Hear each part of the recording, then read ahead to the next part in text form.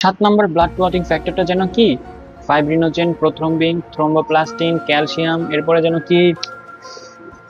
তোমরাও কি এভাবে ভুলে যাও যে কোনটা হচ্ছে ব্লাড ক্লটিং ফ্যাক্টর, কোনটা কয় নম্বরে? কখনো ভুলবে না যদি এই ট্রিক্সটা ফলো করো।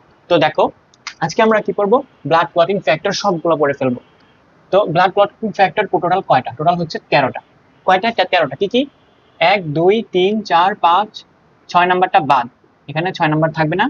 7 8 9 10 11 12 13, এইভাবে সিরিয়ালি এক থেকে কয়টা? 13টা।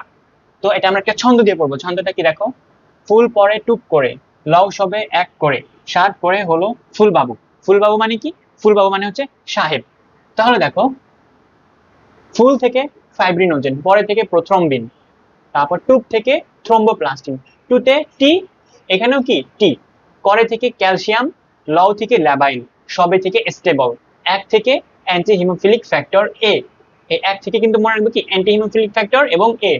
করে থেকে ক্রিস্টমাস, শার্ট থেকে স্টুয়ার্ট, পরে থেকে প্লাজমা থ্রোম্বোপ্লাস্টিন, হল থেকে হ্যাগম্যান, ফুলবাবু থেকে ফাইব্রিন স্টেবিলাইজিং ফ্যাক্টর। তাহলে এখন এখানে একটু খেয়াল করো, দেখো এখানে সবে, এখানে কি স্টেবল, স দিয়ে ব দিয়ে, স দিয়ে ব দিয়ে স্টেবল মনে রাখবা। এখানেও কি স দিয়ে তো শার্ট, বাট এখানে স এবং টি আছে, মানে ট আছে। এখানেও কি স এবং ট আছে, তাহলে দুইটা একদম আলাদা হয়ে যাবে। এরপর দেখো অ্যান্টি হিমোফিলিক ফ্যাক্টর এ হচ্ছে এই 8 নম্বরে যেটা আছে, এবং তাছাড়া অ্যান্টি হিমোফিলিক ফ্যাক্টর বি এবং সি আছে। তাহলে এ নাম্বারটা হচ্ছে 1 দিয়ে, আর এর পরে যেটা সেটা হচ্ছে বি, তারপরে একটা বাদ দিয়ে 3 নাম্বারটায় যেটা প্লাজমা থ্রোম্বোপ্লাস্টিন ফ্যাক্টর, সেটা হচ্ছে অ্যান্টি হিমোফিলিক ফ্যাক্টর সি।